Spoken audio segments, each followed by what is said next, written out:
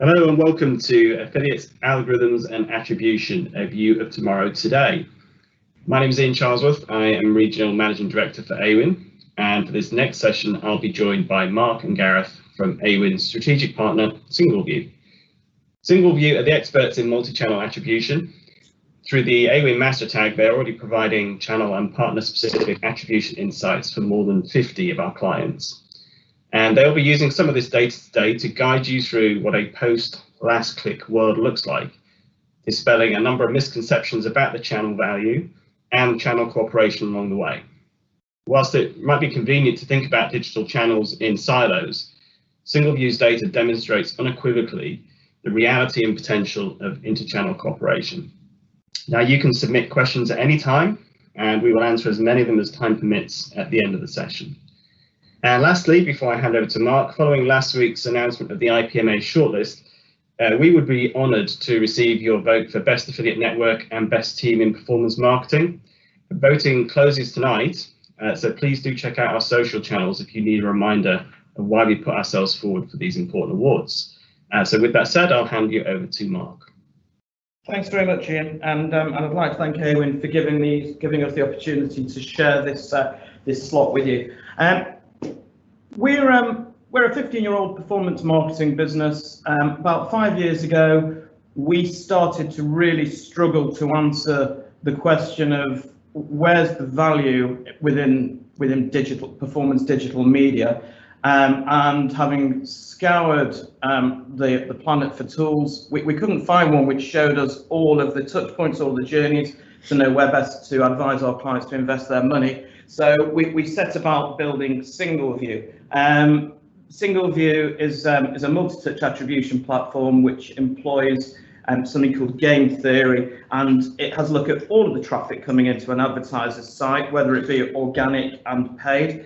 It views all of it completely agnostically, and as a trading platform, effectively built for media planners, it shows where best to invest the next pound. That was the question which the platform was asked for. So presenting with me today, we've got Gareth, who helps lead up our customer success team. Gareth's actually an ex-client himself, 7 or 8 years client side. So who better to talk about challenging some of those assumptions which many clients have, and I think that's the theme for our presentation today. Most advertisers turn up with preconceived ideas of what they think works and what they think doesn't work, and those sort of pearls of wisdom which get passed from one CMO to the next. Gareth's going to talk about the key ones that he sees, key ones he came up against in his own career. Over to you, Gareth. Definitely, thanks, Mark. Yeah, so as Mark said, so I've spent the kind of last 8 years within the affiliate industry. And like like many in this industry, I've had a lot of kind of preconceptions and assumptions which have been sort of long held and remain relatively unchallenged for that sort of time, really. And I guess what's happened since I've joined SingleView is, over the last 7 months, I've been on a real journey of discovery with our clients, a journey that's challenged a lot of these long held assumptions, and really allowed us to kind of use data to get a greater understanding of exactly how channels and also then how publishers are behaving, and through that understanding then develop far greater optimizations and deliver significant uplifts based on this. So yeah, really excited to be talking through this with you guys today. What's the first biggie that you come up against? So the first one, I think, is a kind of a bit of an age-old assumption, really, which is, for a lot of the clients which are joining us, especially through this Awin partnership, is they have an assumption that they know where a lot of the sales come from. And when you look at this from an affiliate perspective, where a lot of these sales come from, down to a publisher category or down to a publisher level, and even up to a channel marketeer level. You will have this assumption that where the sales are coming from and which your kind of key drivers are, basically. And a lot of this is driven by flawed reporting and walled gardens. And what that can do is sometimes create a little bit of a deceiving view in terms of what the true contribution is of these channels and what they're driving. And I suppose that's because you've got different platforms all reporting their own cookies with their own interests. Exactly, yeah. So I think, the biggest challenge, I guess, that any sort of top level marketeer has had is that you've got a lot of different siloed reports. And I think this is summed up quite well when we look at one of our clients with the guys over at Hotter. So Rob over at Hotter, I think his quote pretty much sums it up very well when he says the challenge for them was to kind of really understand which digital channels were delivering the sales to their site. The biggest sort of issue with that was obviously competing interest from each of these channels and an incomplete view on the contribution to a sale. So what they ended up doing, like many marketeers do, is resorting to a very basic kind of last click attribution model, which obviously doesn't give a true picture of the value that each channel is driving, basically. I suppose it doesn't, and I would imagine that generally is sourced by yet another tech stack, which would probably be their analytics solution. Yeah, from a kind of GA to an Adobe, I think people sort of look at that as providing a sort of last sort of source of truth, just in a way to kind of break down the silos. And I think what's kind of a good example of that is when you look at siloed reports, what you end up with is this kind of this analogy really that 2 + 2 = 22. So what you've got here is various different channels will be reporting on their performance, all taken from their respective siloed reporting platforms, whether it's your paid social, whether it's your Google Ads.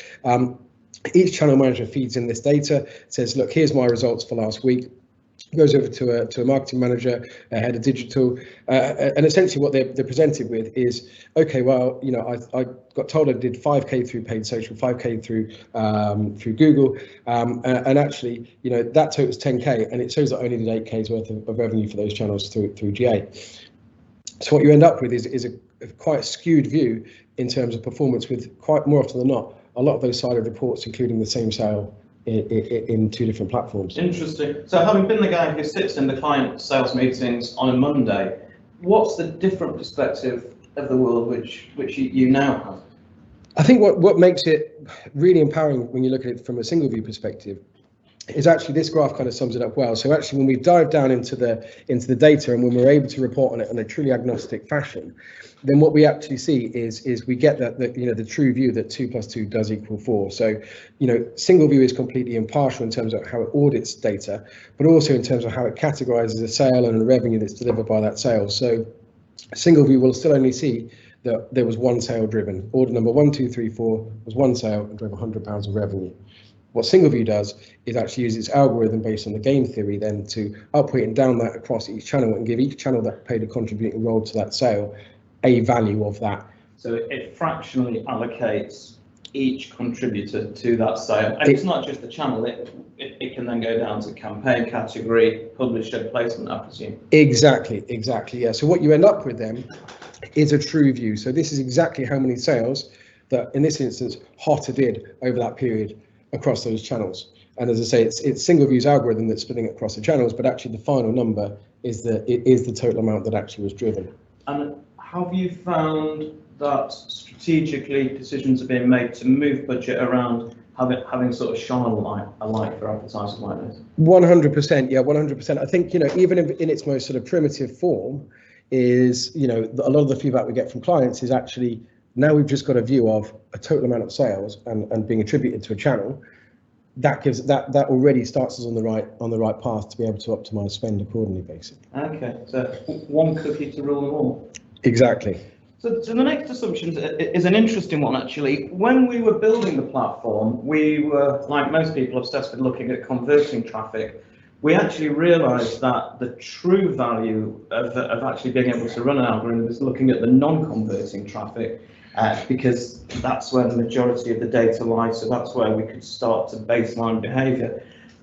What you've come to is, in similar ways to advertisers thinking they know what works, they also think they know what doesn't work. Exactly, yeah, and I think this is super prevalent when you look at the affiliate channel as a whole. And as I say, it's something I battled against for many years, really, is that, okay, well, we know how incentive sites work, we know how cashback works, we know how voucher works. So we will only look at it through that lens, essentially. And what that means is when you try and look at things from a strategic level, these often get disregarded because they're seen as kind of bottom dwellers and kind of just there to drive a conversion. Are you saying affiliates has got a PR problem? I wouldn't say a PR. I'd say a slight challenge when it comes to how they're viewed, certainly by some sort of channel managers. But I think, so how do you challenge that using the data? It's really interesting, really. So I think the first thing is, this is kind of no surprise to anyone basically, but of course affiliates are expert converters. What we've got here is over a select period, we've got where the each channel sat as the kind of last touch point, so revenue generated via last click. And as you can see, yep, affiliate does a lot better than all of the channels in terms of driving conversions. And that's obviously because, you know, a lot of the affiliate sites, a lot of our publisher friends have spent years and years and years refining that practice to make sure that they are able to drive those conversions and really assist in conversion.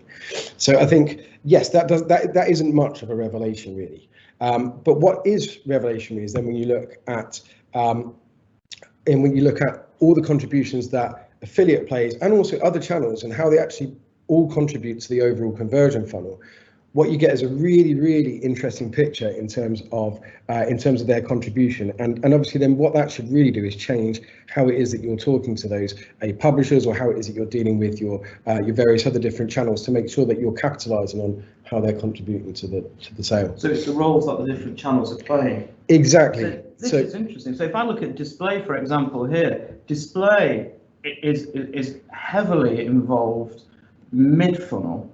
Whereas you would never see its value on a first click basis, you would never see its value on a last click basis, because display isn't really best evaluated using clicks anyway, but it's massively influencing those sales that it's touching. Exactly, yeah. So you can see its biggest contribution is actually coming in that consideration phase, basically. So I guess it's prompting customers, it's reminding them of something they've seen previously on site, maybe through retargeting, but essentially it's playing a lot more pivotal role than I guess it would have been given credit for.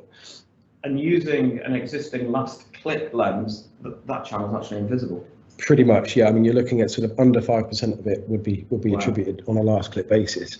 You know, equally so when you look at affiliate, I think, you know, what's really interesting is affiliate gets always seen as this kind of channel that comes in at the end of the conversion path and sort of steals the sale to a certain extent by driving a conversion. But actually what we can see here is that, you know, over 70% of affiliate revenue is either a solo conversion, so that's when there's nothing else involved in the journey, or is coming in at mid funnel as well, basically.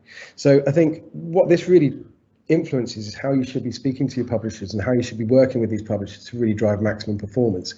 You know, you often get a lot of challenges when you speak to publishers that say we are doing stuff that's just not being seen, but actually what the data tells us from SingleView is actually that is in a lot of instances very true, and there's a whole kind of heap of input that they're having, which is massively under recognized by just viewing it through a last click lens.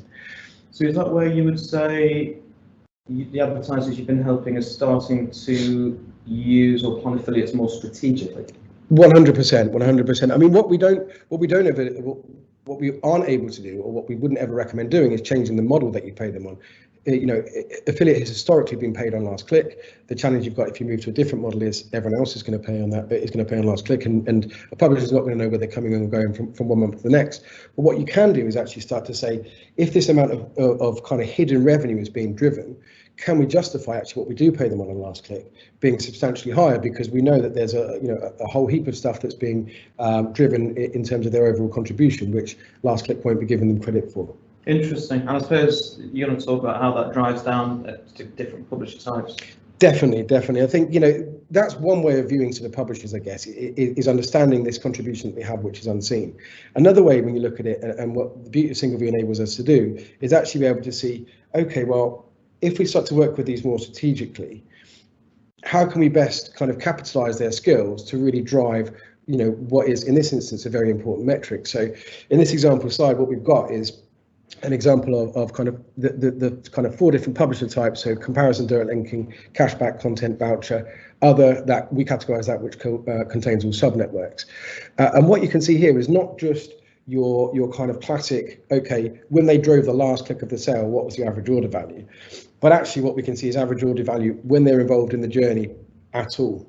So what we can see is actually significantly when cashback is involved in the journey, customers are far likely to spend a far higher amount. When voucher is involved in the journey, they're far likely to spend a higher amount. When sub networks are involved in the journey. So I think, you know, the impact on basket value, and as we all know that AOV is typically a very important metric for a lot of our advertisers that we speak to. The understanding that having those within that journey is super important, and that's why, you know, you often get asked, shall we try turning off voucher codes, for example? Should we see what the impact is? SingleView allows you to do that without having to take any kind of risky trials and kind of blur relationships by sort of making a hard and kind of fairly rash decision. That's interesting. So I suppose that leads to, I suppose, program balance really, and how you actually manage your different publishers. Definitely. So, you know, we've been working with the guys over at Ferrero, specifically with the guys at Thornton's. And actually, you know, what John's sort of, I guess, quoted here as saying is really kind of sums up the way that they're able to work with these partners in a lot more strategic way. So, you know, what they've established is that when they've got this full view of incentive affiliates and the incrementality that they're driving to sales, what they've been able to do is really leverage the strength of these partners and maximize the offers that they give them to obviously deliver a performance uplift. And that's a big assumption to challenge, really, because for a channel that's always struggled, I would imagine, to justify its share. Definitely. I think it's an age-old problem with affiliate. Is there's always been a kind of distrust about how much of a contribution these guys were paying. Well, as I would always look at it as last touch is a fairly one-dimensional way of viewing things. Yeah. I think when you start to bring in multi-touch attribution, what you actually do is bring out that third dimension. You go beyond just looking at kind of last touch sales, pure revenue figures based on sort of being the final click, and actually what you then get to see is marketing is as a discipline. The whole customer journey is a very, very complex thing, and actually once you understand the way that different publishers, different publisher categories, different channels sit within that kind of complex journey, then you can work with them strategically, and then you can drive performance basically. And this brings it to life a little, really, doesn't it? Yeah, and I think this one's really interesting. So I view, I guess, if we've got our channels and we look at, okay, well, Google Ads drive more in the upper funnel, for example. Display is great in the mid funnel. I look at affiliate as a channel itself as a kind of microclimate within that. Mm-hmm. So what you get to see is actually affiliate often gets kind of seen as a channel whole, but actually within the channel itself, the different publisher categories, and then furthermore than that, the different publishers connect in very, very different ways, and it's about harnessing those to really drive performance and drive that conversion basically. So I think when you look at this, you know, what you can see is you've got kind of content is driving a huge amount of solo conversions. So that's where no other channel is involved. Customer just sees, you know, reads an article and content, clicks through, goes on and purchases. Likewise, they're also doing a huge amount of upper funnel, you know, especially the upper funnel and then the mid funnel contributions. These would be massively undervalued when you look at them on a purely last click basis. And I think what it's important about saying with content sites is actually we can see here that when you work with a trusted brand, especially if you're a kind of smaller brand or you're trying to kind of gain market share or you're not so well established, actually working with a content partner that has got a trusted voice with its and a decent sized audience can pay massive dividends in terms of what it's doing to your overall conversion growth basically.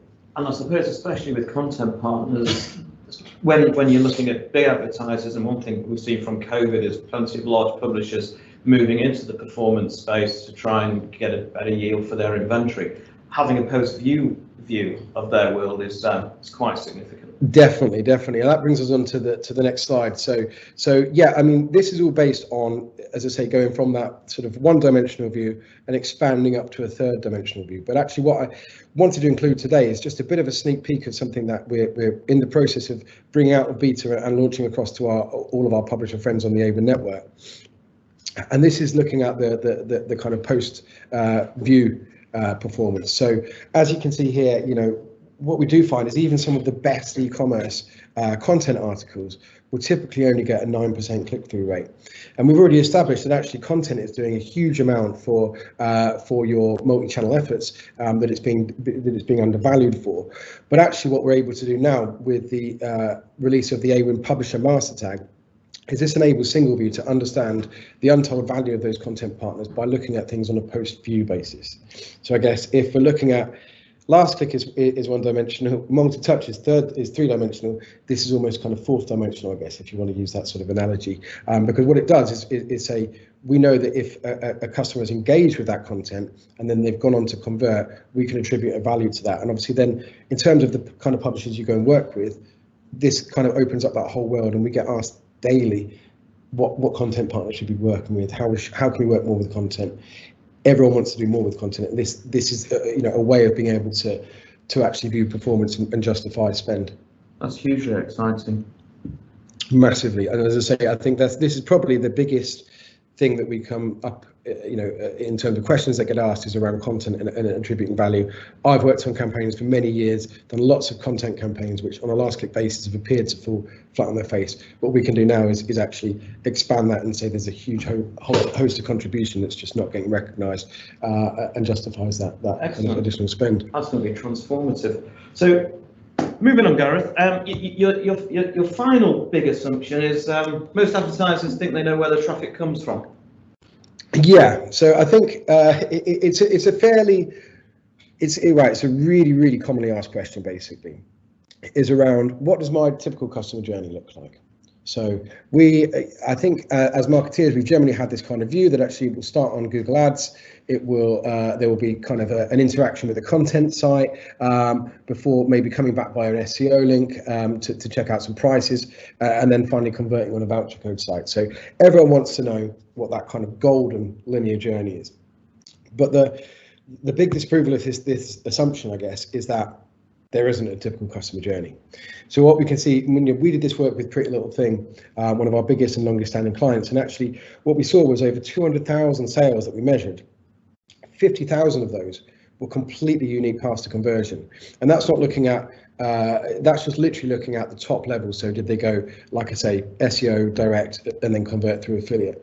When you start to drill this down to a publisher level or to a campaign level, what you see is customers don't follow a linear path in terms of their conversion. It's almost like in a pre-COVID world, commuters heading into a city to work. No one quite takes the same route. No, exactly. I mean, commuting seems a long time ago now, I think, and it's still a fair way off. But yeah, it's a great analogy. No one seems to take that same route. And really, I think trying to kind of master, okay, they're typically going to take 10 steps and they're all going to involve this, is where a lot of people have fallen short over the years by trying to kind of preempt that and then obviously deliver campaigns based on that assumption. And I think what's really clear is that when you start to look at how PLT have taken this on board, Lee will quite happily say, it was pretty frustrating actually that when they looked at it, they came to SingleView. We can literally pull out every single customer journey that every single converting customer has taken, step by step, all visualized, looks awesome. But actually, when you dive down into the data and try and find a linear journey, okay, you find that it doesn't happen at all, basically. And once you get past that, what Lee's saying here is actually, enable them to really understand where people sit in the funnel and better drive performance with unparalleled precision, basically. So there are no major trends in terms of journeys, but what you are able to see is how channels play together and how they effectively amplify each other's effectiveness. Exactly, yeah. So as I say, you're not trying to build out a linear path, but actually what you focus on is the playing together. And you can see here, a great example is when you look at a voucher code site, when it's involved in a customer journey involving Google Ads and SEO, actually typically these channels without the input of voucher will convert between sort of 3 and 6%.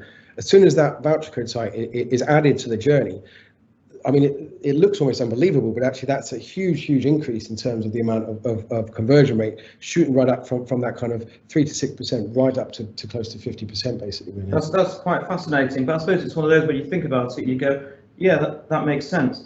Conscious, Gareth, that we're heading into the Q&A shortly, but this is something that I know you were quite keen to put in for today's affiliate audience. Yeah, 100%. So I'm just going to quickly finish on this. So basically, we constantly get asked, and when customers come to us when clients come to us through the Awin relationship specifically, they will say, what is the impact of tenancy placements? And there's always been this assumption that, even if it doesn't deliver necessarily a lot of sales on the day, that actually it will be doing a whole load of stuff on almost a halo effect. And what we've got here is a prime example. I mean, I don't need to tell you which day the newsletter went out with this, but actually what you can see is not only did there be a massive increase in direct performance, but actually, when they run this piece of tenancy, the amount of unseen performance has increased massively as well. So typically, this particular publisher delivers about 5 to 17% of revenue through the upper funnel. As soon as this newsletter went out, actually 30% of its contribution came from the upper funnel, and that shows it is going out, getting in front of new eyes, and driving performance in an unseen way. Not to say this always happens, but we do find plenty of tenancies which don't work as effectively. And what it's about is testing, learning, and getting to a sweet spot where you know that these will be able to drive the right behaviours in line with KPIs. And to take us through to the beginning, that starts to influence where you spend your next pound. Exactly. Interesting. So we'll start to see some questions starting to arrive. Very quickly, Gareth, what are the main takeaways for today's audience? Yeah, so the 5 key takeaways are moving beyond the silos, reviewing online marketing channels consistently, with a transparent and unified source of truth can really help reduce bias from decision making. Number 2, the concept of a typical user journey is often not true for many advertisers. So rather than looking at a user journey as a linear path, Awin and SingleView can help you understand the complementary online marketing channels that play together, allowing you to join campaigns together and drive performance. Number 3, the affiliate channel is known as an expert converter, which we all know is true, but there is a significant influence that all affiliates are having on other marketing channels, which is often unrecognized, especially when we look at those on the content side. And adding to that as well, because the advancements which you've now got with the Awin SingleView partnership, we're able to recognize valuable affiliate involvements in the path to conversion that don't involve a click. So speak to your Awin contact about the Awin master tag, and this will be super beneficial for the content guys out there. And with all Awin advertisers who are master tag enabled, switching SingleView on is literally that easy. Yeah. Excellent. And then lastly is just, when looking at tenancies, what we're able to do is really see what the influence was on the tenancy on all other marketing channels. And obviously then you're able to really drive down into which placements work best for you to drive that kind of multi-channel contribution. Brilliant. Thank you very much for that. I'm going to have to stop you there, Gareth. Let's go and start to deal with some questions.